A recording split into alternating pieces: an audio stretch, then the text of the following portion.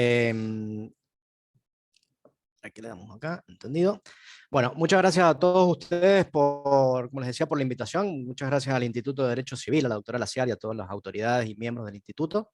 La verdad que para mí, que también me toca dirigir un instituto, es importante que nos invitemos y que participemos juntos, sobre todo porque el derecho de la salud tiene, como ya les voy a contar enseguida, tiene una misión muy especial que es participar de las miradas jurídicas junto con otras disciplinas. Es una de las misiones principales que tenemos en el derecho de la salud, es poder mirar los problemas jurídicos junto a otras disciplinas. Así que para nosotros ser invitados a contarles en qué estamos trabajando y en qué andamos nosotros por estos lados, es siempre muy importante. Bueno, el Power se está viendo, perfecto. Yo lo primero les quiero hacer una aclaración. Yo actualmente estoy trabajando mucho en investigación y asesoría de asociaciones de pacientes acá en San Juan y en Argentina. Y sobre todo estamos trabajando con algunas instituciones como el Observatorio de Derecho de la Salud de la Universidad de Buenos Aires en el diseño de la política pública que tiene que ver con los sistemas de salud. Así que yo un poco mi experiencia va a ser desde ahí, y vamos a intentar ir anclando estas cuestiones que son más genéricas o más sistémicas, digamos, las vamos a ir tratando de anclar con las cuestiones prácticas que nos puede aparecer en un amparo cuando tenemos un cliente en nuestro estudio. Así que en ese sentido, antes de entrar de lleno, digamos, a lo que tiene que ver con el amparo, yo les quiero contar dos ideas. Esta va a ser la hoja de ruta. Yo les quiero contar dos ideas que para mí son fundamentales y que tienen que ver con la forma en que nosotros vamos a pensar un problema de salud, un problema jurídico de salud. Y voy a utilizar algunos minutos para desarrollarles por qué creo que estas perspectivas son útiles al momento de abordar un amparo de salud. Y básicamente voy a resumir estas dos ideas principales que yo les quiero contar primero en dos preguntas a modo de invitación. Y uno es si es válido o si es útil pensar las prestaciones médicas o pensar el derecho de la salud desde una mirada exclusiva de una prestación médica o del acceso a un tratamiento, por ejemplo. Solo podemos pensarlo desde ahí. Esta sería la primera pregunta, para que vamos viendo hacia dónde vamos. Y la segunda cuestión, que está asociada mucho a los amparos de salud, tiene que ver con la judicialización de la política social. Y algunos agentes importantes dentro del sistema de salud, sobre todo las empresas de medicina prepaga, por ejemplo, tildan a los abogados que hacen amparo o peyorativamente nos mencionan y nos acusan de que judicializamos demasiado el sistema y de que en algún punto vamos a producir un quiebre en el sistema sanitario vía la petición extraordinaria de cuestiones o prestaciones médicas a través de los amparos. Y eso también es una cuestión que la tenemos que pensar, porque a veces me ha tocado encontrarme con algunos colegas que por no miedo, pero por esta cuestión de pensar que si esto que voy a pedir no será suficiente, que si con esto afecta otra cosa, que si esto no tiene tanto derecho, bueno, puedo llegar a dejar a una persona sin la prestación médica que le corresponde. ¿Ah? Así que son dos cositas que me parecen muy interesantes para poder pensar los problemas de salud. Si normalmente yo le preguntamos a alguien, sea abogado o no, a qué se dedica un abogado que hace derecho de la salud, hay dos respuestas clásicas. Una es amparos de salud y la otra respuesta es que hacemos o nos dedicamos a denunciar médicos, o nos dedicamos a casos de responsabilidad civil o mala praxis, mal llamada mala praxis. Y la verdad es que esas dos respuestas tienen, cualquiera de esas dos respuestas o alguna otra, pueden pecar eh, de ser simplistas, digamos, o de ser pobres, porque en realidad lo que se está trabajando desde el derecho a la salud, como ahora les voy a contar, es un poco más de esto que normalmente el mundo jurídico y general, la sociedad cree que hacemos los abogados de derecho de la salud. Nosotros estamos trabajando en el desarrollo de una disciplina que es autónoma. Otro día, si les interesa hablar de esto, se puede hablar.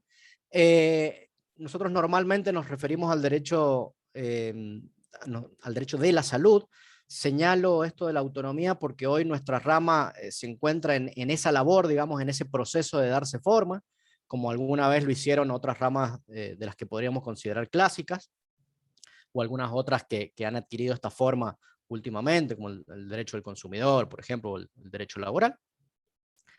Y con esto quiero ir de lleno a una cuestión que para nosotros es fundamental y que es la diferencia entre el derecho a la salud, que como normalmente se dice, o como nosotros nos gusta decir, derecho de la salud. Y esto tiene que ver con una cuestión práctica que ahora les voy a contar.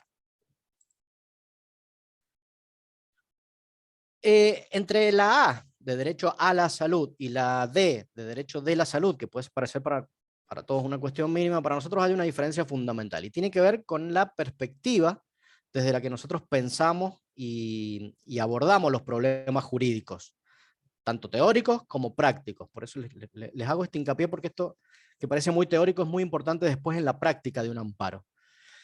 Entonces, el derecho de la salud para nosotros es una perspectiva, es una manera de mirar el problema de salud, de mirar la realidad que nos plantea en el ámbito de la salud de las personas. Entonces, nosotros pensemos que sería muy difícil desarrollar un derecho a estar sano. ¿Ah? No, nosotros no tenemos un derecho a estar sano. Sería muy difícil reclamarlo, sería muy difícil identificar un responsable, sería muy difícil hacer operativo un derecho a estar sano. Sería fantástico, obviamente, gozar con un derecho de esa amplitud, pero obviamente sería muy dificultoso alcanzar su cumplimiento. Entonces, nosotros hoy tenemos dos miradas en lo que respecta a derecho de la salud o derecho a la salud. Tenemos dos miradas. Por un lado, nosotros tenemos derechos de carácter más prestacional, ¿ah? Que implicarían pensar el derecho a la salud como un derecho de acceso a una mejor asistencia sanitaria, como derecho de acceso a prestaciones, como derecho de acceso a medicamentos que estén disponibles en un lugar y en una época dados. Y eso sería lo que nosotros nominamos como derecho a la salud o derecho a prestaciones médicas. Pero en algún punto, esta mirada sobre la cuestión salud o con la cuestión jurídica de la salud termina siendo insuficiente para pensar una cierta cantidad o un montón de otras cosas, otras cuestiones jurídicas también que pueden desprenderse de la salud de una persona. Entonces, por ejemplo, la relación entre democracia y salud. El otro día lo decía en una charla en un posgrado de la Universidad de Buenos Aires y me miraban todos con los ojos abiertos. Relación entre democracia y salud. ¿Qué relación puede tener la democracia y salud? Bueno, por ejemplo, hay estudios observacionales que se han hecho que dicen que los países que tienen mejor calidad democrática o los países que avanzan entre estados no democráticos a estados democráticos mejoran rápidamente los indicadores de salud. Entonces, hace algunos años que se viene trabajando sobre esta idea de que la calidad democrática afecta la salud o determina o condiciona la salud, para bien o para mal. ¿Ah? Eso es otro tema. Entonces, esto, por ejemplo, democracia y redes sociales. ¿Qué tiene que ver democracia y redes sociales con salud? Si no es una prestación médica, no es un tratamiento médico, no es un medicamento, no es una cirugía, nada. ¿Qué puede tener que ver, por ejemplo, democracia, redes sociales y salud? Bueno, hoy, por ejemplo, por redes sociales se puede afectar esa calidad democrática. Entonces, afectando la calidad democrática, yo puedo determinar la condición de salud. Hoy está probado, por ejemplo, que a través de Facebook se ha interferido en algunas democracias en todo el mundo. ¿Tá? Eso se ha probado ya. Y se está probando ahora, y es un tema que particularmente yo trabajo, que tiene que ver con la comunicación y la salud. Se ha probado ahora cómo algunos agentes importantes que protegen intereses económicos, políticos y demás, afectan las calidades democráticas vía el uso de redes sociales, que están diseñados de alguna manera para que nosotros nos enojemos o compartamos más aquellas cosas que nos enojan. ¿Tá? Están diseñados así. Y a propósito, para que pasemos más tiempo, o las personas que se enojan pasen más tiempo en redes sociales. Entonces, ¿qué tiene que ver esto con la salud? Bueno, prácticamente tiene que ver mucho con la salud. Entonces, como ven, si nosotros pensamos la salud solo como prestaciones médicas o como un derecho de acceso a tratamiento, nos quedan un montón de cosas por fuera que no las podemos tratar de ninguna manera. Esta es un poco la mirada del derecho de la salud, y por eso hacía también referencia yo al principio a esta vocación que tiene el derecho de la salud de trabajar con otras ramas jurídicas, con el derecho penal en algunas cosas, con el derecho administrativo en muchas otras, con el derecho laboral, con el derecho civil. En definitiva, el derecho de la salud lo que viene a hacer es a acompañar y a dejarse acompañar por otras ramas jurídicas para enriquecerlas o para enriquecerse, siempre pensando en que lo que tenemos que procurar es proteger el estado de salud de una persona. Esto es un poco la idea del derecho de la salud. Entonces yo, retomando un poco la idea, yo les decía que habían dos miradas sobre el derecho de la salud. Ese derecho de más prestacional, un derecho de acceso, y un derecho que incluye otras cuestiones que funcionarían como precondiciones para la salud, que tienen que ver con las obligaciones estatales, con la conformación de los sistemas sanitarios, con cuestiones generalmente de salud pública o de salud colectiva. Y es ese campo en donde creo que nosotros debemos poner atención, porque cuando tenemos un amparo es un campo que no es muy explorado. Y tenemos muchas cosas para pensar desde ahí cuando nosotros vamos a presentar un amparo de salud. ¿Ah? Esto es un tema larguísimo y es medio complejo. Espero que por lo menos haber dejado la semillita de la idea para que ustedes después luego puedan seguir tirando de acá para ver qué encuentran. Pero la idea general sería que no se queden con ese derecho de acceso a prestaciones médicas o a tratamientos o a cirugía, sino que sepan siempre que cuando hay un problema de salud de una persona, hay otras cuestiones que están orbitando por alrededor de esa cuestión salud y que a veces tienen que ver con cuestiones laborales, cuestiones de vivienda, cuestiones de otra índole. ¿Ah? Así que traten de pensar el problema siempre trayendo ideas y reforzando ideas desde otras ramas jurídicas. ¿Ah? Esto es una cuestión que nos parece importante. Pensar en estos términos implica, por ejemplo, este es un ejemplo clásico que damos todos: cerrar un hospital. ¿Es lo mismo que cerrar un hipermercado? Claramente no. Si cerramos un hipermercado, pueden haber otros mercados, otros hipermercados, otros supermercados. Pero si nosotros cerramos un hospital, afectamos acceso a la salud de toda esa población que se hacía atender en ese hospital. Con lo cual las decisiones que tienen que ver con la salud no son simplemente administrativas o laborales o civiles o penales, etc. Hay cuestiones que se van tejiendo que son mucho más complejas. Entonces, este nuevo enfoque que nosotros pretendemos dar, esta invitación a pensar la salud como una cuestión mucho más compleja que un tratamiento médico o que un medicamento, tiene una obvia relación con los derechos humanos, ¿ah? Y con nuevos conceptos de salud que van más allá de ese clásico que todavía hoy se repite, que la salud es la ausencia de enfermedad o es ese estado completo de bienestar psíquico, físico y social, y no solamente la ausencia de enfermedad. Hoy la salud es considerada como una capacidad humana de adaptarse al medio ambiente en que nos desarrollamos. Es otra cosa totalmente distinta a pensar solo en una enfermedad. ¿Ah? Y tiene que ver con otras cuestiones mucho más complejas. Con lo cual el amparo también debe ser pensado ahí, y ahora vamos a ir avanzando y vamos a ver por qué les digo esto.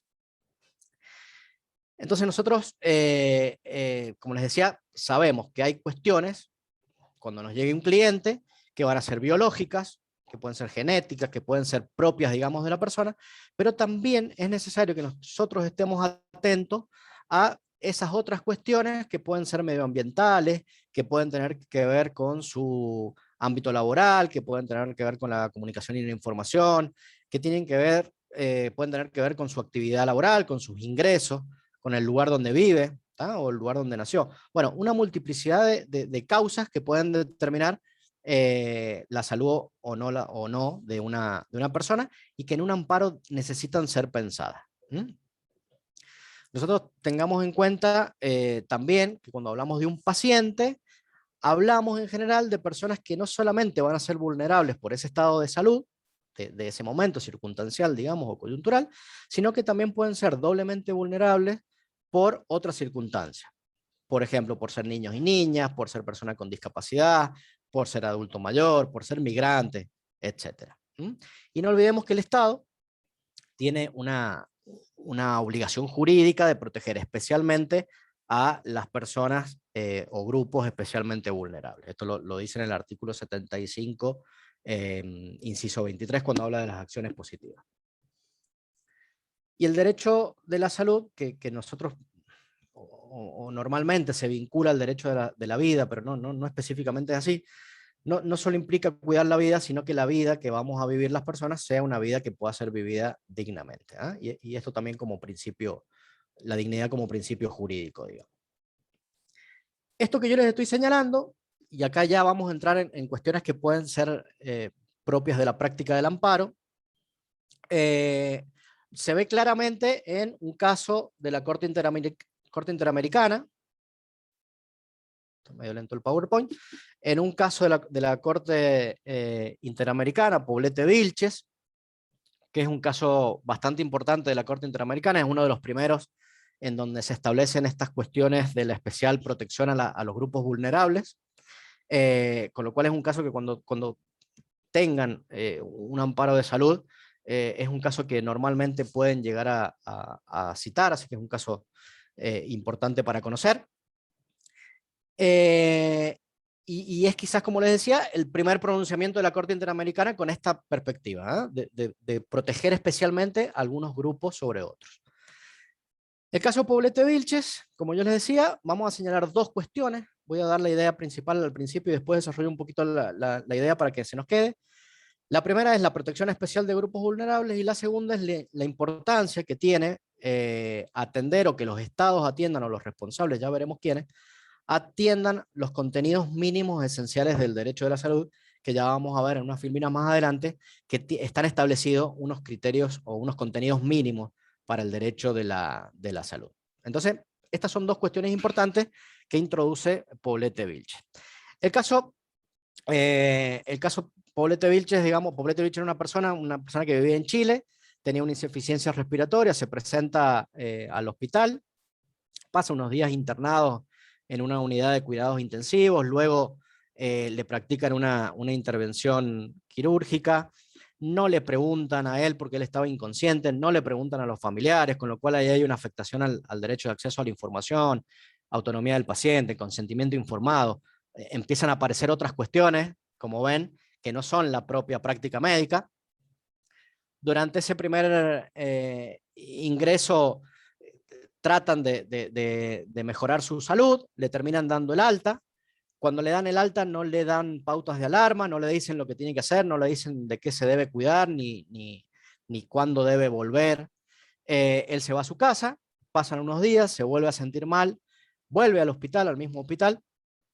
El médico que lo atiende da la indicación de ingresarlo a cuidados intensivos. No lo ingresan a cuidados intensivos, lo ingresan a una terapia intermedia y no le hacen caso al médico que lo había admitido, que había dicho que tenían que poner un respirador mecánico. Pasa unos días internado, finalmente Poblete Vilches fallece. Acá lo que vemos, y como les señalo ahí en la filmina, y para que veamos claramente, más allá del tratamiento médico que se le hizo a Poblete Vilches, que en este caso no fue un amparo lo que él pidió, él fue directamente al hospital y se lo dieron, pero supongamos que tuvo que hacer un amparo para que le den el tratamiento médico, miren cómo la propia situación termina afectando, o las condiciones de la situación de salud de él, terminan por afectar otros derechos que no son directamente el derecho a la salud ni el derecho a la vida. Termina afectando el derecho a la integridad personal, derecho a la autonomía personal, derechos relacionados a la información sanitaria, violación de garantías judiciales y protección judicial, porque luego de que él se muere, la familia acude a los órganos judiciales de Chile y no obtienen ninguna reparación, con lo cual también luego de la muerte hay una violación a las garantías judiciales y a la protección judicial. ¿Y qué termina, después de analizar todo esto, qué termina diciendo la Corte? Bueno, claramente hay dos cuestiones que son muy importantes cuando nosotros hablamos de derecho a la salud, y una es que hay personas que a pesar de su condición de salud son especialmente vulnerables por pertenecer a otros colectivos así determinados por la ley, y en este caso adultos mayores. Con lo cual a él no solamente se lo debió haber tratado, digamos, como se debió haber tratado cualquier paciente, sino que por ser una persona adulta mayor, debió haber tenido otras protecciones o especiales protecciones para su vida y su salud, que en el caso no se dieron. ¿Tá? Y acá claramente lo que se desprende de ahí es esto que yo les decía al principio, la necesidad de que nosotros pensemos cualquier caso que tengamos de derecho de la salud, un poquito más allá de las prestaciones médicas. ¿Ah? ¿Qué tiene que ver, qué tiene que ver esto con la práctica?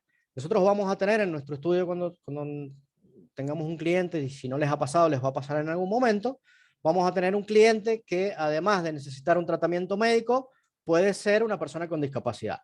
Con lo cual ahí hay que saber que hay otras protecciones especiales que se necesitan, que hay acceso a otros tratamientos también, en otras condiciones, digamos, porque es una persona con especial protección. Pero también puede ser un adulto mayor, puede ser una persona migrante que no conoce el idioma, puede ser un niño, en donde hay que tener en cuenta la autonomía progresiva, digamos, para la toma de decisión. Entonces a lo mejor nosotros no solamente debemos pedir el tratamiento o el medicamento, sino acompañarlo o asesorarlo en la toma de decisión, favoreciendo siempre la autonomía del niño. Entonces, son muchas cuestiones que tienen que ver y que son necesarias a la hora de que nosotros vamos a encarar el planteo en un amparo. Esto es un ejemplo nada más, pero hay muchos.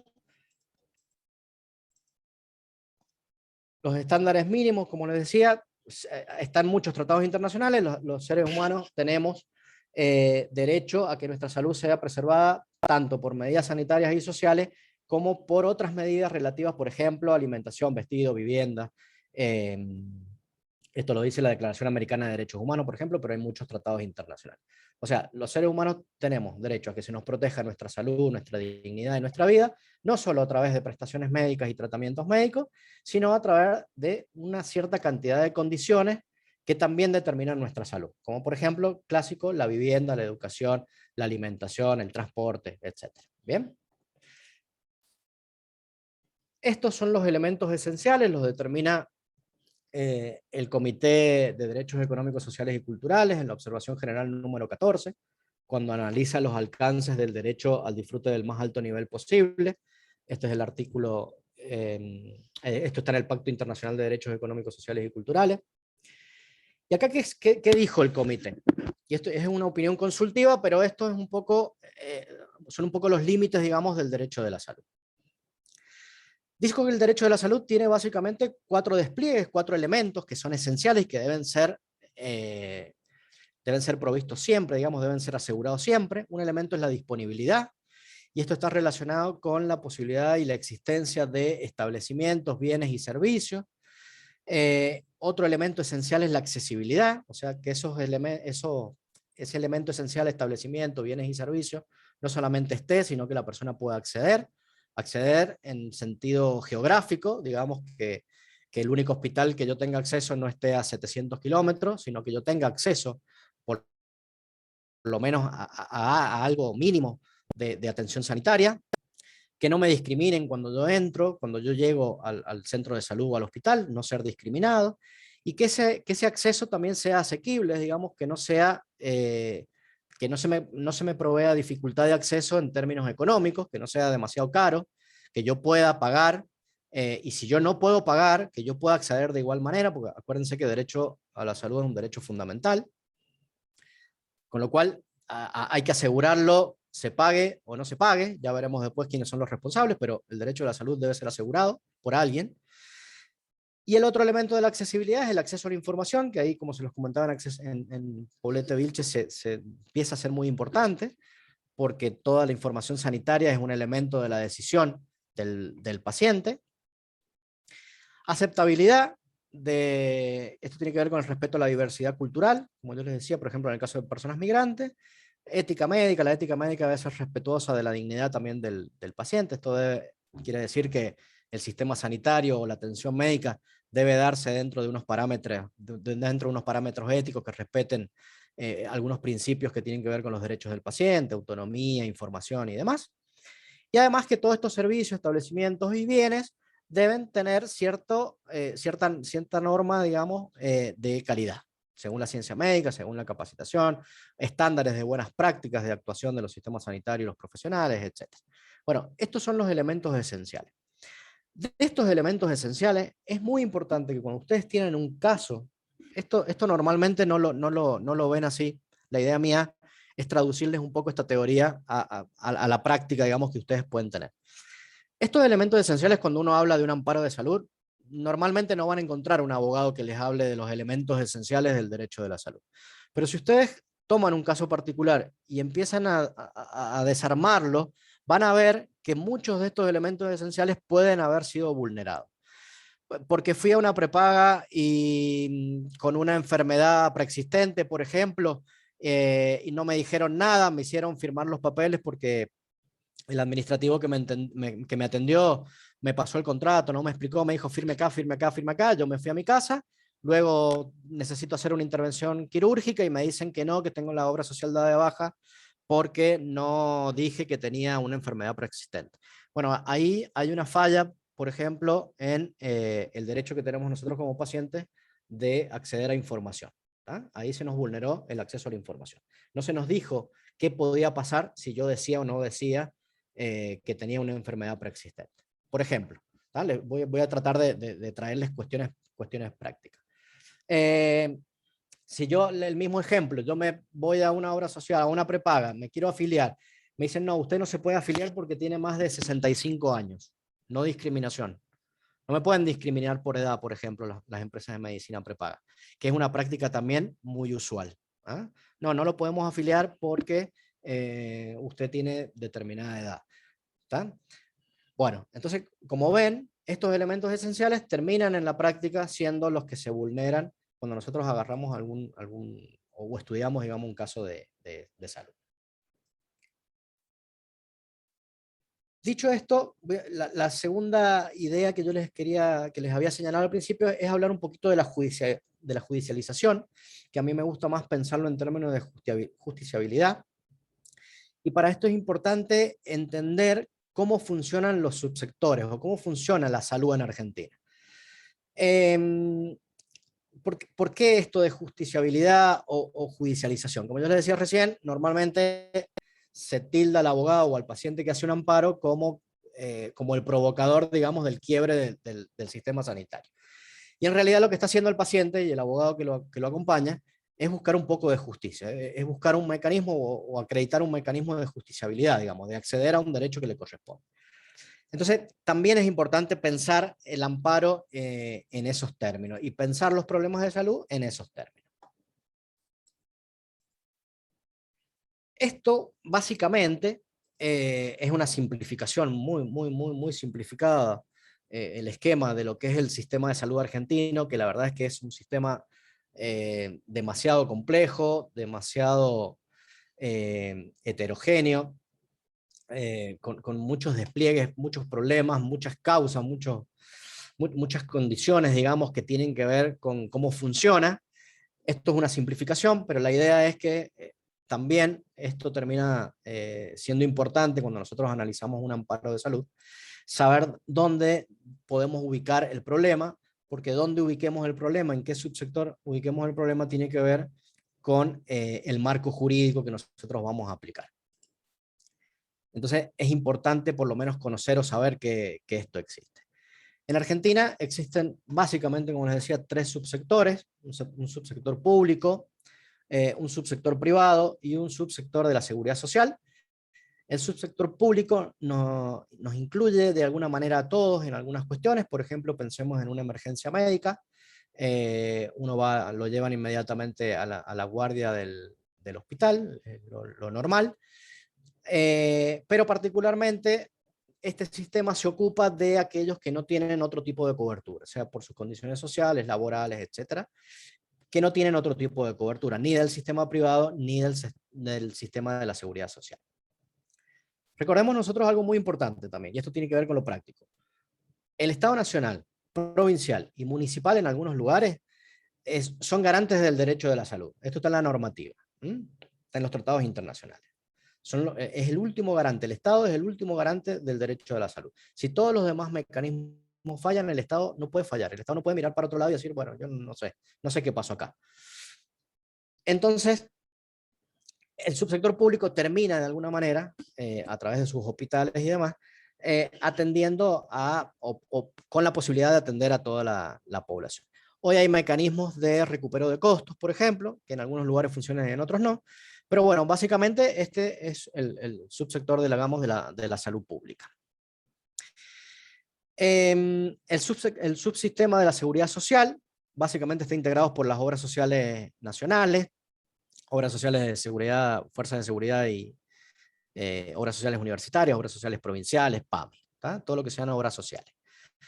Este subsistema está regido básicamente, en el caso de las obras sociales nacionales, por la ley 23660 y 23661, que dan un poco el marco jurídico a estas obras sociales de este sistema, y después por las leyes que regulan, por ejemplo, las obras sociales provinciales, por las leyes que regulan las obras sociales universitarias y demás. ¿Ah? Pero básicamente este subsistema funciona muy parecido.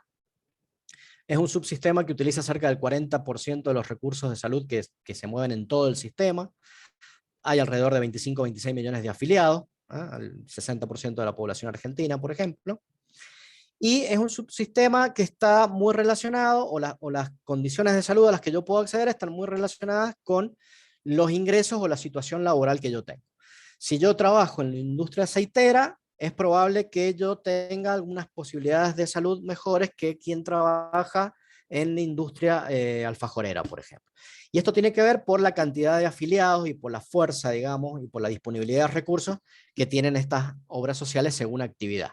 Porque así está diseñada la obra social sindical en Argentina, está diseñada o establecida a través de ramas de actividad industrial o comercial. Por último, dijimos que tenemos el subsector de la medicina prepaga o el subsector de la medicina privada. Y acá es donde están las prepagas. Fíjense, y esto también es importante, y acá es una idea que me gusta siempre señalarla, porque por ahí pasa desapercibida.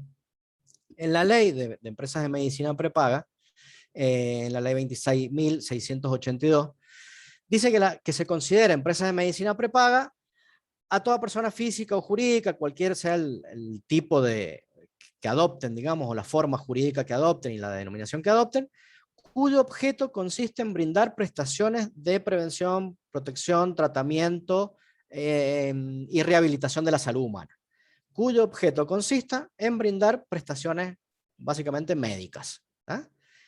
Empresas que brindan prestaciones médicas a través de modalidades de contratación diferentes y mediante el sistema de pago de cuotas. Bien, esto básicamente es una empresa de medicina prepaga.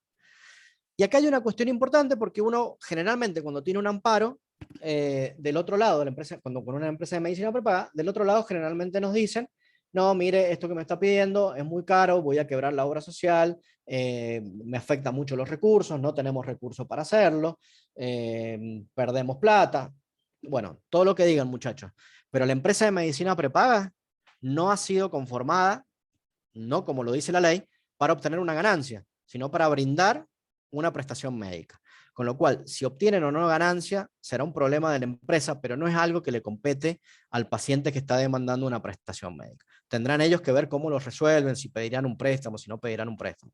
Pero tengan cuidado con eso, porque generalmente cuando uno tiene un amparo contra una empresa de medicina prepaga, sobre todo con cuestiones complejas, nos estamos enfrentando a estudios que son gigantes, con un montón de abogados, con disponibilidad de tiempo, recursos y demás, y generalmente ellos se quedan ahí porque tienen la espalda para sostener cualquier tipo de decisión en base a que ellos no tienen que brindar una prestación médica, por ejemplo, y tienen la espalda financiera para bancar.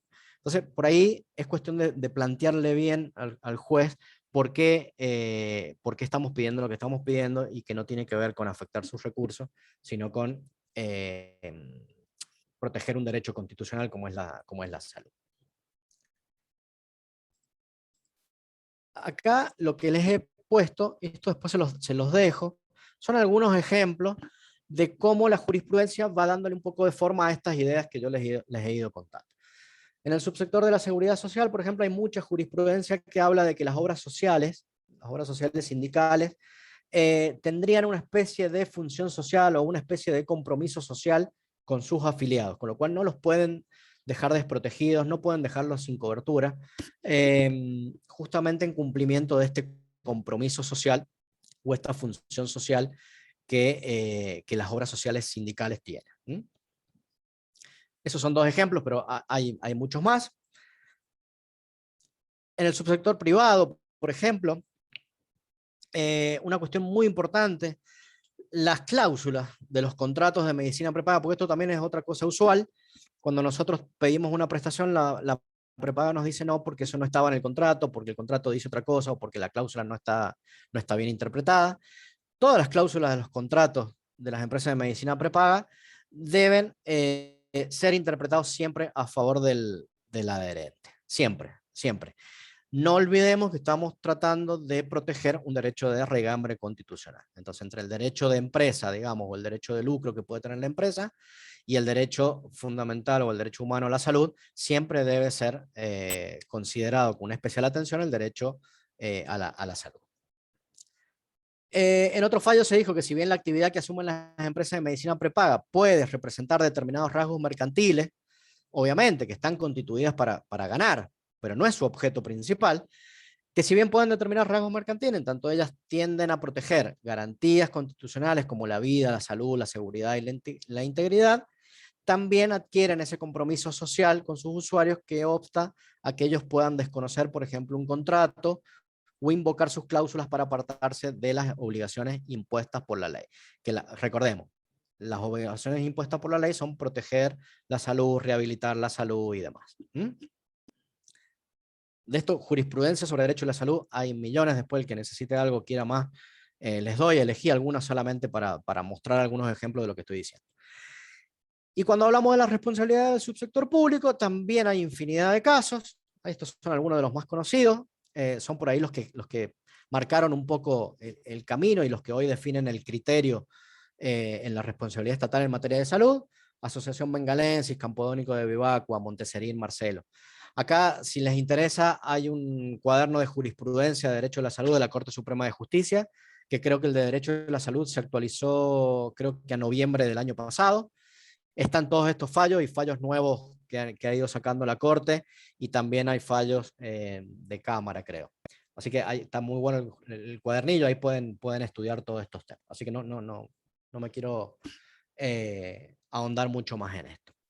Entonces, la idea que quiero que les quede básicamente es que nosotros, cuando tengamos un problema de salud, básicamente vamos a tener que encastrarlo, digamos, o pensarlo dentro de algún determinado marco jurídico.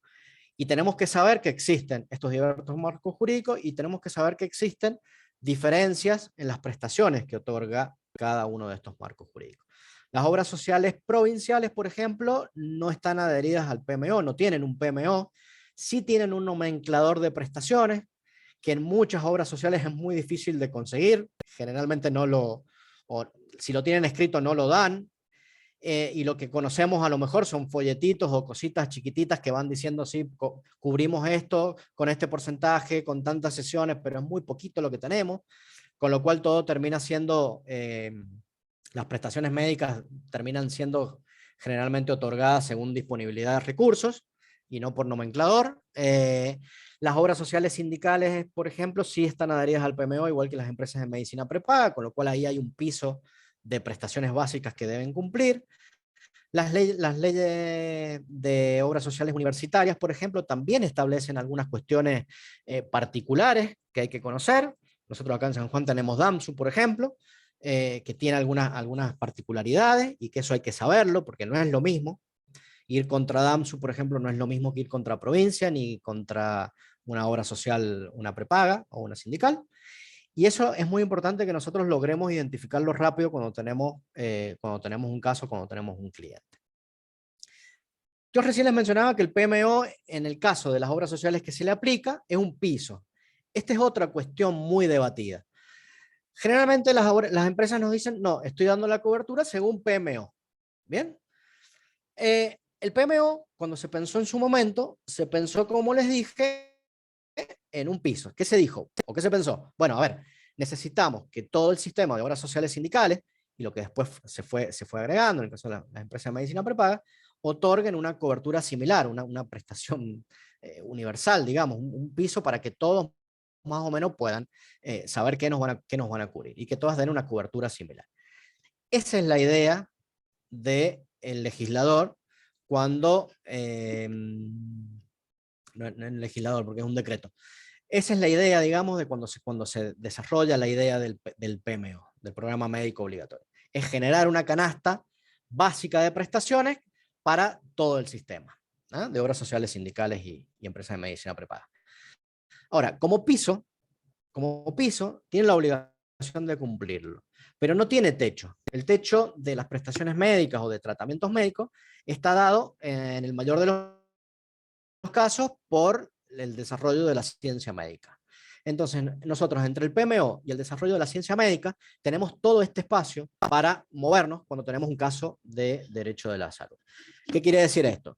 Que hoy, por ejemplo, hay enfermedades nuevas o enfermedades a las que hace algunos años no se conocían medicamentos y hoy hay medicamentos para esas enfermedades, obviamente no están incluidos en el PMO. Supongamos que es un medicamento que se descubrió ahora, hace unos meses, se autoriza, las agencias reguladoras autorizan su uso, se autoriza su comercialización, pero no está incluido en el PMO y difícilmente se incluye en el PMO. ¿Ah?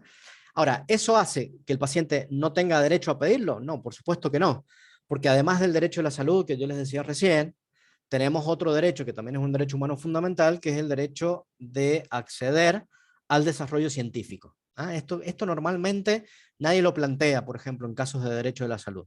¿Ah? Yo he visto muy poquitos escritos cuando uno ve los escritos, por ejemplo, que se arman para medicamentos de alto costo o tratamientos experimentales o cuestiones que no están reguladas o no son usuales, muy poquitas veces, muy poquitas veces se habla del derecho que tenemos como humanos al desarrollo científico.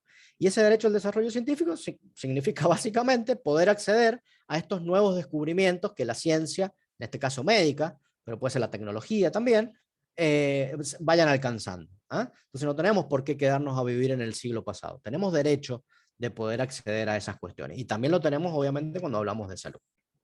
Por eso es importante, y acá retomo un poco la idea del principio, pensar la salud, pensar el amparo de salud como una cuestión que a veces va un poco más allá de la mera prestación médica o del tratamiento médico o del medicamento. ¿Bien? Dicho esto, vamos a pasar ya un poquito más a la parte práctica. No sé cómo estoy de tiempo, Vanessa. Está bien, doctor, porque hemos empezado como 15 minutos posterior, así que está la doctora Sonia Peñarina ahí ya conectada, pero ya habló con ella. Tómese el tiempo necesario para Perfecto. terminar, no hay problema. Ok. Entonces, dicho esto que pretendió ser una introducción, pero traté también de relacionárselos con cuestiones prácticas, sobre todo con la perspectiva que creo yo que debemos tener cuando vamos a analizar un amparo de salud. Vamos a pasar ahora a hacer algún punteo de cuestiones prácticas. No hay un manual acá de cómo hacer un amparo de salud, obviamente. Hay muy poca bibliografía, la mayoría de bibliografía en realidad dicen más o menos lo mismo. La parte interesante creo yo que está en cómo uno plantea y cómo uno diseña la estrategia. Porque dentro de todo la acción de amparo o el escrito del amparo termina siendo una cuestión que los abogados en algún momento terminamos aprendiendo a hacer. Esa no es la parte difícil. La parte difícil creo, sobre todo cuando estamos hablando en materia de salud, a veces estamos hablando de casos complejos y ahí es donde se hace más importante el buen diseño de la estrategia jurídica, que implica estudiar el caso y conocer dónde estamos parados. ¿Eh? Y que creo que es lo que nosotros más podemos colaborar. Ahí intenté simplificar también lo que yo creo, este es mi punto de vista, y después ustedes me dicen si estoy muy mal o no. Este es mi punto de vista y ahora les voy a contar por qué. Básicamente es una estrategia judicial que todos usaríamos en casi todos los casos. A nosotros nos va a llegar un cliente hoy, nos va a llegar un cliente con un problema de salud, con una prestación denegada, con una carta de documento por desafiliación, nos va a llegar con una orden de un medicamento de alto costo, o nos va a llegar con, no sé, con cualquier problema de salud. Lo primero que nosotros debemos hacer rápido rápido, y acá creo que está el éxito de cualquier acción que nosotros tomamos después, es poder identificar rápido, lo más rápido que podamos. Si se puede, con el cliente enfrente mejor, pero bueno, esto a veces no siempre uno puede, porque hay problemas que son más complejos que otros. Pero identificar rápido dónde estamos parados, en qué subsector estamos parados, quién es el responsable. En salud, por ejemplo, uno puede tener un carnet de una prepaga, por ejemplo, y a todos nos puede pasar. Uno tiene el carnet de una prepaga, por ejemplo, pero atrás hay una obra social sindical. Uno puede creer que tiene una prepaga y en realidad tiene una gerenciadora, entonces ahí hay dos responsables. Y algunos tienen responsabilidad en unas cosas y algunos en otras. O sea, digo, es un problema, las cuestiones de salud son un poquito más complejas a veces de lo que parece.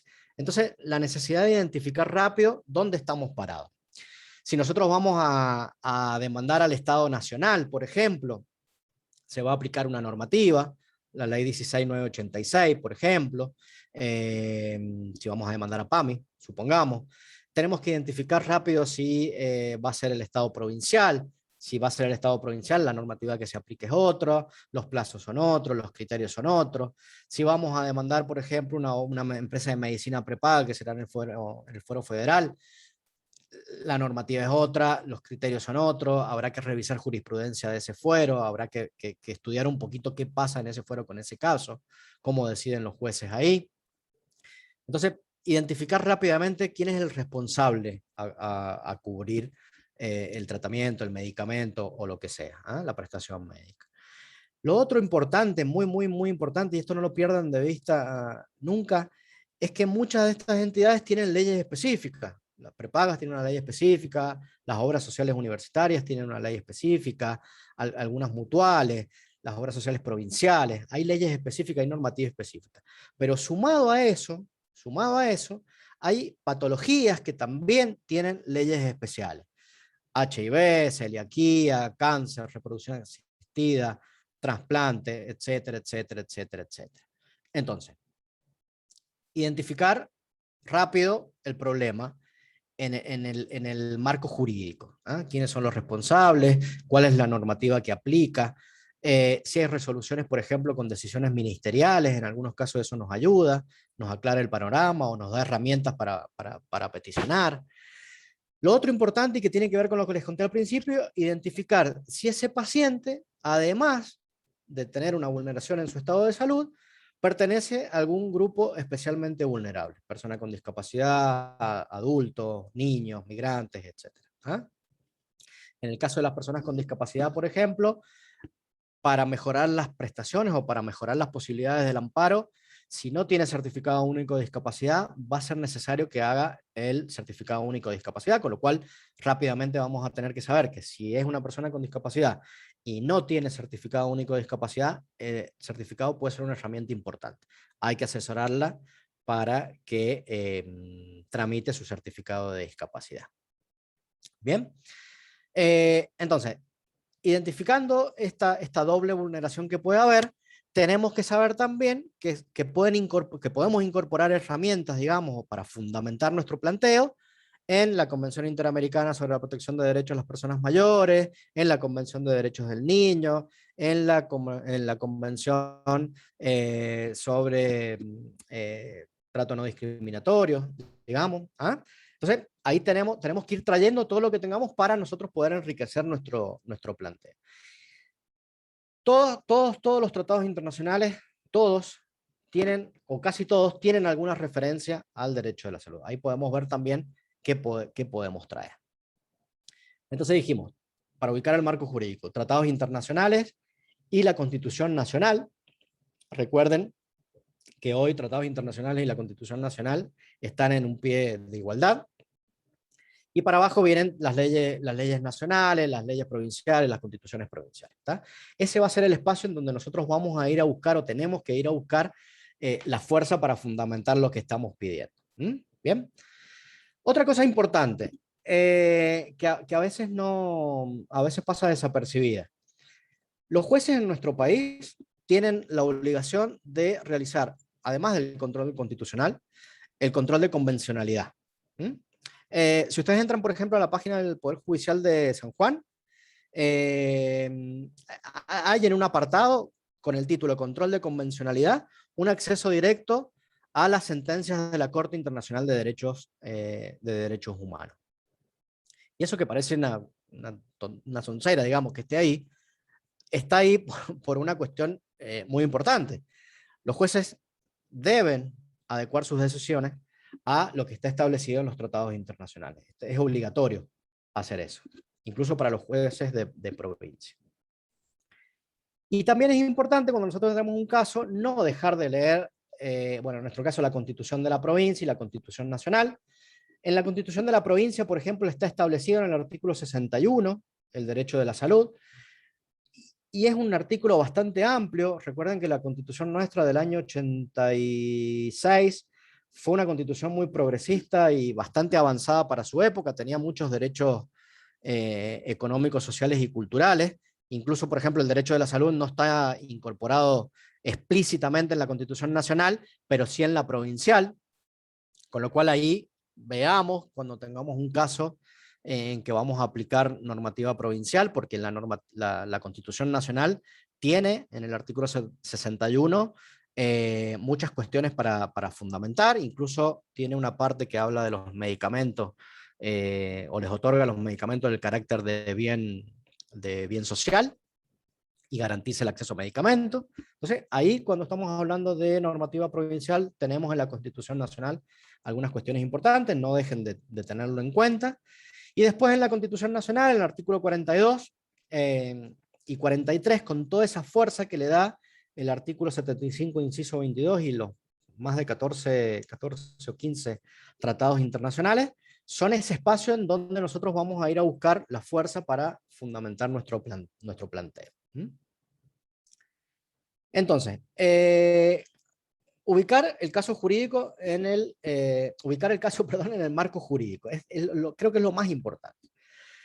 Estudiar el caso, si nosotros en el momento, a mí incluso por ahí me ha pasado que me llega alguna cuestión y en el momento no puedo aventurarme a decir si vamos a necesitar un amparo o no. Como hacemos con todos los casos, es importante tomarse por ahí un poco de tiempo, de acuerdo a la urgencia, obviamente, pero para estudiar el caso y poder saber bien de qué se trata, identificar responsables, obligaciones y demás.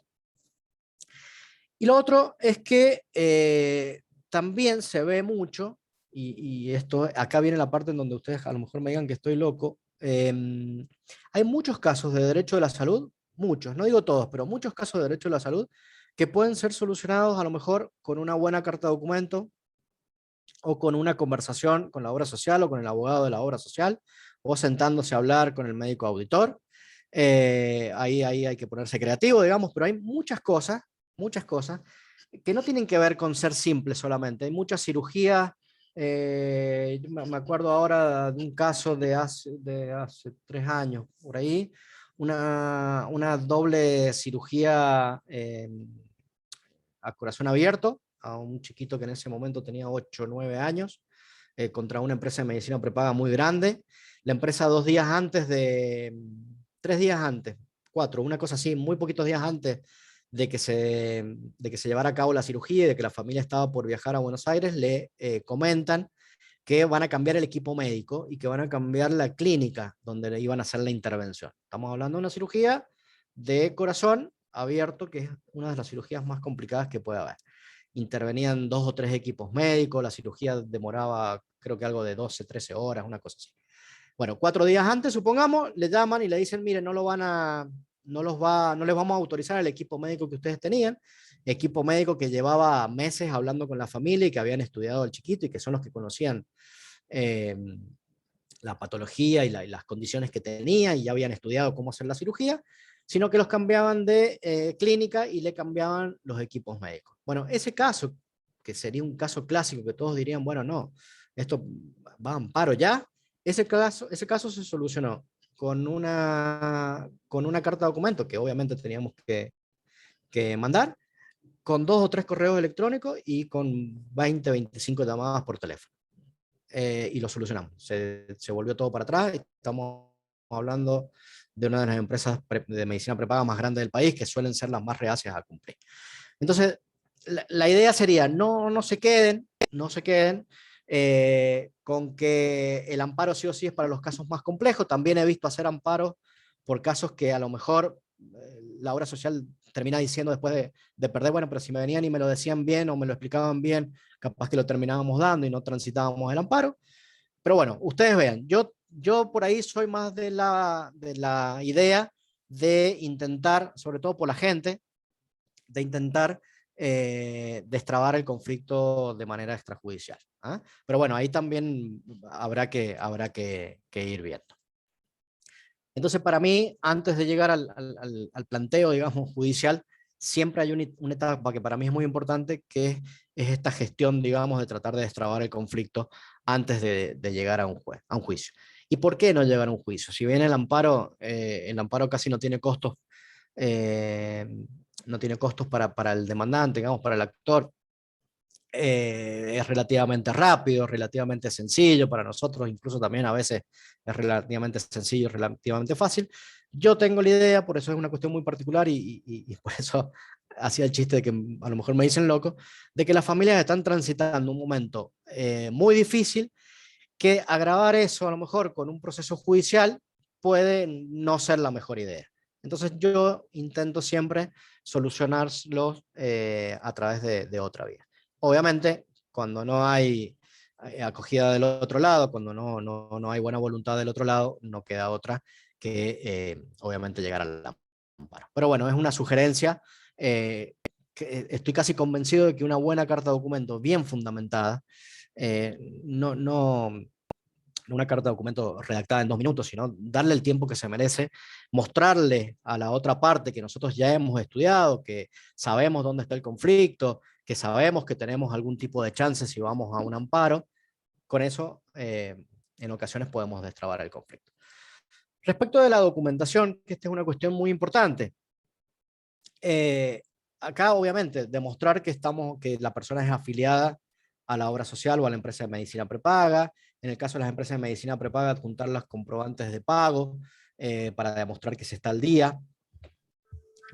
Recordemos que la ley de medicina prepaga dice que uno puede ser desafiliado si no paga cuotas seguidas.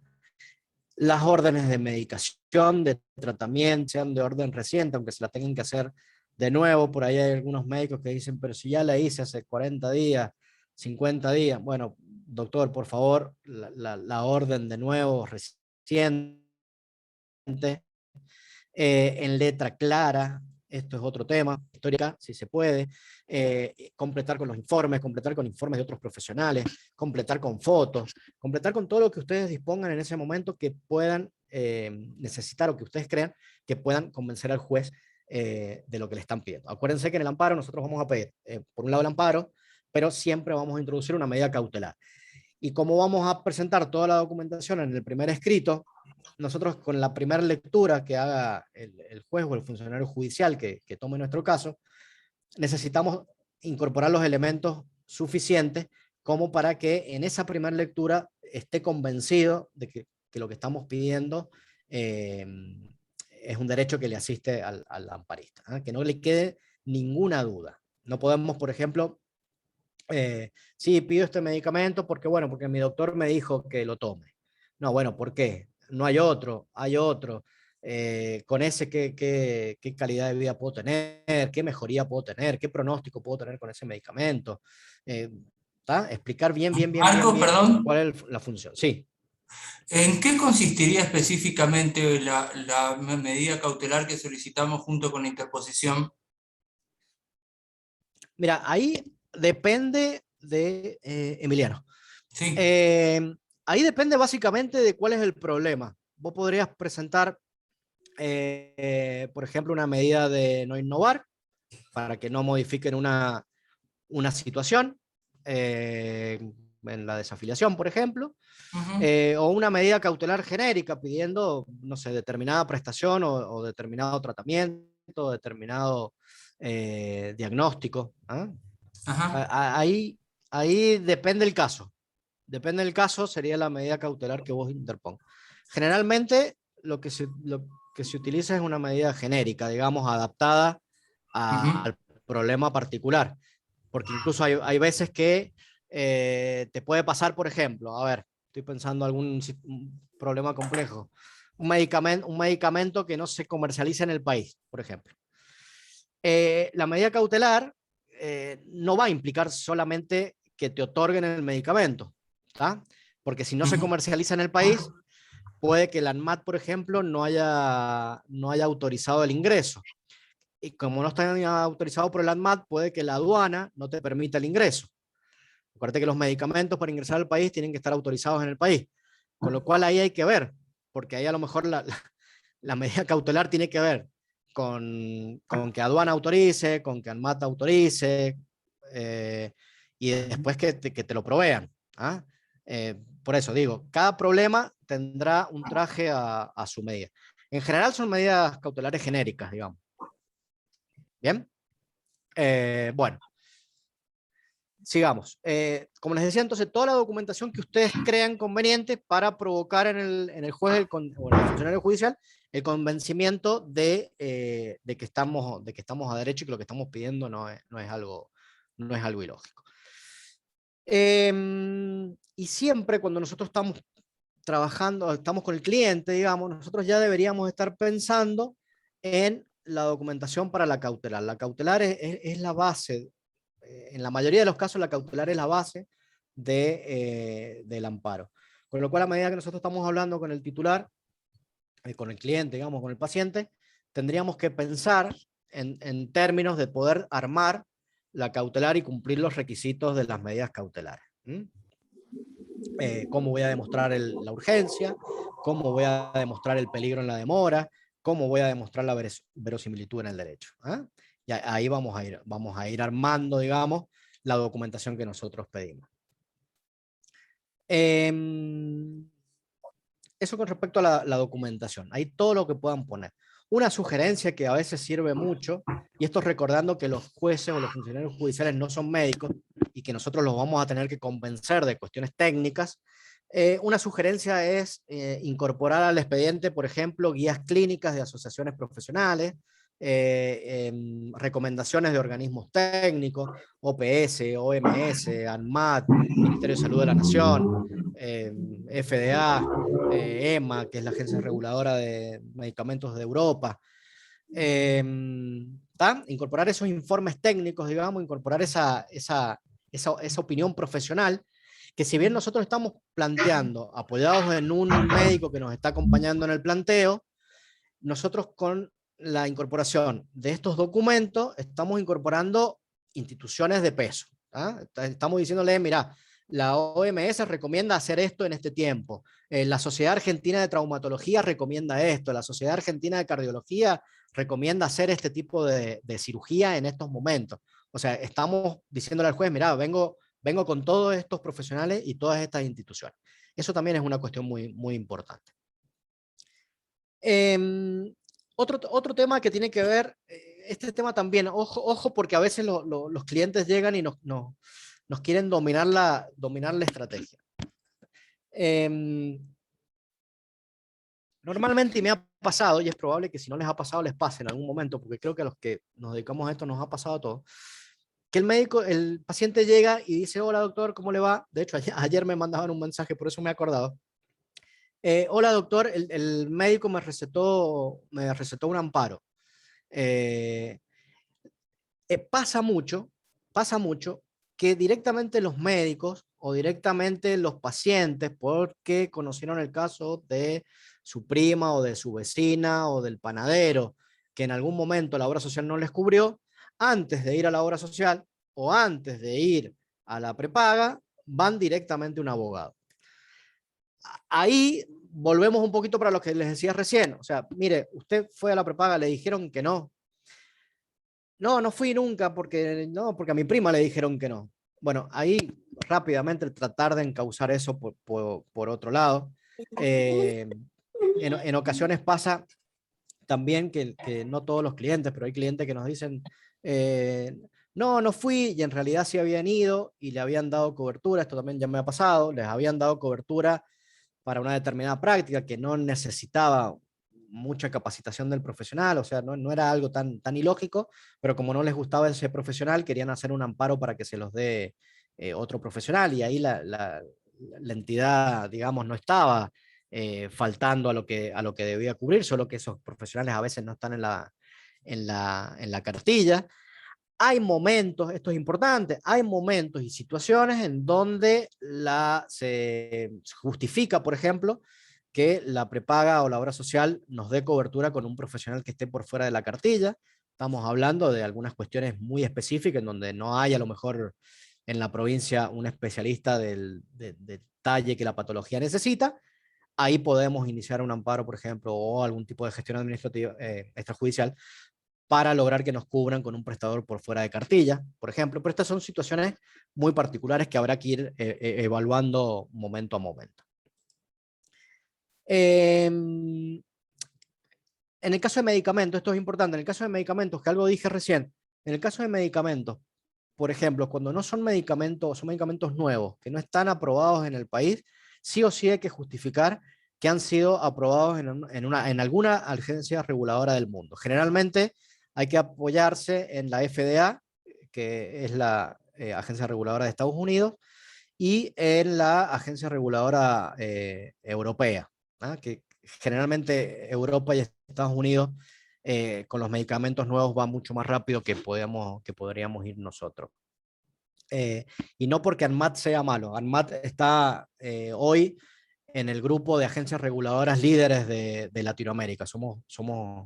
Hay niveles, digamos, de agencias reguladoras en Latinoamérica. ANMAT tiene el nivel más alto, así que hay plena confianza en lo que hace ANMAT, pero no tiene que ver con eso, sino que tiene que ver con que muchos productos que se financian o se producen en Estados Unidos o en Europa se presentan primero para su autorización en aquellas agencias, con lo cual generalmente estas agencias van unos meses más adelantados que nosotros.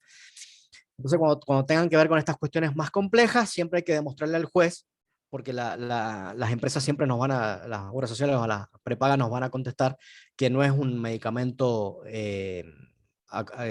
permitido su comercialización en Argentina. Entonces hay que demostrar que no obstante eso puede ser importado, que ha cumplido todas sus fases de investigación, que es seguro y que se ha demostrado que mejora la calidad de vida. ¿Ah? Con lo cual ahí hay un trabajito también para hacer. Por último, ya supongamos que llegamos a la interposición de la demanda. El escrito contiene las mismas formalidades que cualquier otro escrito, en eso no me voy a extender, pero acá sí quiero volver a algo que recién señalaba, y que es el desarrollo del objeto y los hechos como la parte más importante del planteo. Uno podría bajar o pasarse, digamos, un modelo de amparo. Creo que lo mejor es armar el amparo según las necesidades, como les decía recién, del caso particular. Y por eso creo que el desarrollo del objeto, de los hechos, es nuestra parte más importante, porque es donde tenemos que poner el corazón, digamos, escribiendo, y que tiene que ver con ese convencimiento que buscamos en el juez de que lo que estoy pidiendo, es necesario. Si nosotros pensamos, por ejemplo, en el artículo 42, que dice que toda persona podrá interponer, de la Constitución Nacional, toda persona podrá interponer acción de amparo contra todo acto u omisión, nosotros tenemos que describir, detallar lo más precisa posible cuál es ese acto o esa omisión. La empresa tanto me está denegando la cobertura de tal medicamento porque dice que tal cosa. Tiene que quedar muy claro cuál es el acto o la omisión que nosotros o estamos planteando que nos está lesionando nuestros derechos. ¿Quién es el obligado? Yo no puedo plantearlo en términos genéricos, decir, bueno, quiero que me den tal medicamento porque a la empresa le corresponde, por qué la empresa le corresponde, si es un Estado, por qué le corresponde al Estado, si el Estado es nacional o provincial, acuérdense lo que les decía recién, hay diferentes marcos jurídicos, por qué le corresponde a uno y no a otro, por qué les puede corresponder a los dos, en el caso de PROFE, por ejemplo, Programa Federal de Salud, lo que antes era incluir salud, es un programa financiado por el Estado Nacional, pero gestionado por los estados provinciales. Entonces ahí hay responsabilidades compartidas. Ahí hay que ver también, entonces, cuando estamos identificando al obligado, cómo los identificamos correctamente. Lo mismo si es una obra social sindical, prepaga o mutual. Y lo otro importante es detallar en el escrito de qué forma ese acto u omisión lesiona, restringe, altera o amenaza el derecho fundamental a la salud. La omisión de cobertura amenaza el crecimiento puberal normal, supongamos, y la salud psicofísica, supongamos un pedido de hormonas de crecimiento, que si no lo hago ahora, ese tiempo que yo no gane ahora con este tratamiento, yo no lo puedo recuperar después. Esa persona va a perder calidad de vida. Yo tengo que justificar por qué, cómo se está amenazando, cómo se está restringiendo, cómo se está alterando la salud de una persona. Lo mismo para el caso de una cirugía o supongamos con el caso de una desafiliación. Tengo que detallar lo más precisa posible cómo ese acto u omisión de la empresa de medicina prepaga, de la obra social o del Estado, está lesionando, restringiendo, alterando o amenazando. Otra cosa que me parece importante, y acá ya voy terminando porque ya creo que sí estoy medio excedido de tiempo, y esto es una idea general, piénsenla en términos generales, las reglamentaciones no pueden restringir el acceso al derecho de la salud. Esto grábenselo a fuego. Las reglamentaciones no pueden restringir el acceso a la salud. Acá hablamos, por ejemplo, de plazos. Si bien en algunas normas están establecidos plazos, bien, pueden pasar cosas que deben alterar esos plazos, o que pueden alterar esos plazos, o que pueden hacer que no se cumplan esos plazos. El juez deberá dejar de lado el excesivo rigor formal, la seguridad jurídica, etcétera, todo eso que ya conocemos, y no olvidarse, y acá estaremos nosotros, digamos, para no hacerlo olvidar, de que lo que estamos tratando de proteger con el amparo es un derecho constitucional, que no puede ser afectado por una reglamentación. Incluso hay algunos autores que hablan que el artículo 43 de la Constitución Nacional, por ejemplo, no determina plazos, con lo cual haría que todas las normas inferiores que determinen un plazo sean inconstitucionales, bajo esta misma lógica. Un derecho fundamental como es el derecho a la salud no puede ser restringido para la protección de la seguridad jurídica, supongamos, que sería el criterio de la prescripción de la acción o de los plazos. ¿Bien? Las reglamentaciones no pueden restringir el acceso. Otra cuestión importante, y con esto ya sí termino, no se olviden que en todo lo que tiene que ver con salud, hay un principio interpretativo muy, muy importante y de plena aplicabilidad, que es el principio pro homine. Esto quiere decir que entre dos normas que puedan afectar de maneras diferentes, digamos, mi situación de salud, o darme un poquito más de prestación o un poquito menos de prestación, dos normas que puedan afectar la situación de salud, siempre debe estarse a la que más me beneficie. Principio pro homine. Este es un principio de plena aplicabilidad, digamos. Esto hay que pedirlo también. Y no olvidarnos que el amparo tiene como misión constitucional proteger los derechos que la misma Constitución jerarquiza. Entonces, siempre, ante cualquier vulneración, incluso de las propias normas que puedan estar afectando ese derecho, tenemos que tratar de pedir y concientizar al otro de que el derecho a proteger es el derecho de la salud y no cualquier otro que esté por debajo. Con esto termino, no les quiero tomar más tiempo. Si tienen algunas dudas o algo, o me quieren preguntar algo, ahí dejo mi correo electrónico. Les agradezco enormemente por la invitación nuevamente a la doctora Laciar y al Instituto de Derecho Civil. Y bueno, y muchas gracias a ustedes por haber estado hoy acá. Bueno, doctor Marcos Ibarra, excelente, súper interesante. La verdad que nos ha sido poco el tiempo para todos los temas que involucran el derecho a la salud. La verdad que es muy interesante y nos quedan un montón de preguntas para hacerle. Le voy a hacer algunas que han puesto acá en el chat, 2 o 3 como para ya dar lugar a la doctora Pellarín. Había una colega que necesitaba saber dónde conseguía el cuadernillo de jurisprudencia de la Corte Suprema de Justicia de la Nación, el que habló al principio de la charla, creo. Ese, ahora te lo veo, te pongo el enlace ahí en el chat en un ratito. Está subido a la página de la Corte Suprema. Bien. Pero Después, ahora te lo busco.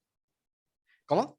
Sí, otra pregunta, doctora Delia Camargo. Estimado doctor, ¿cómo se debe presentar el amparo contra Damsu? Bueno, imagino que es más o menos los términos generales. No dejo. Contra DAMSU. Bueno, en términos generales, como cualquier otro amparo, el escrito, digamos, no tiene mayor complejidad.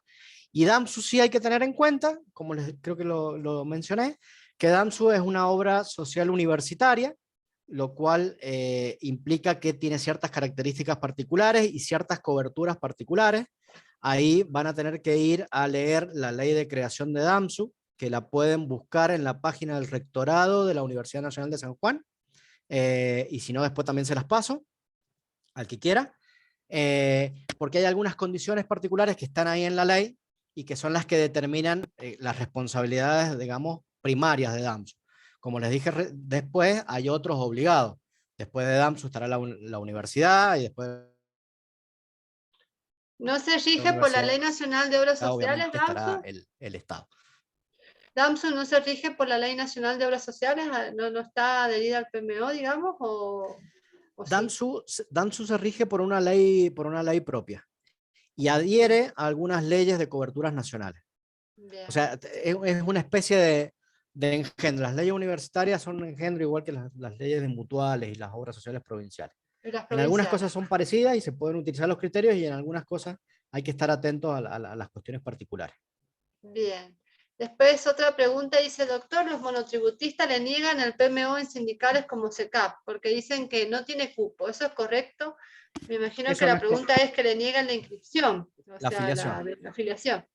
Bueno, eso no es correcto. No quise señalar OSECAC porque siempre me dicen que mando al frente a los mismos. Pero cuando hablé de no discriminación, en la afiliación estaba hablando justamente de OSECAC. OSECAC tiene ese tema, niega, OSECAC y varias obras sociales sindicales niegan la afiliación a aquellas personas cuyas cápitas o cuyos aportes van a ser muy bajos. ¿Cuál es la idea de esto? Maximizar las ganancias.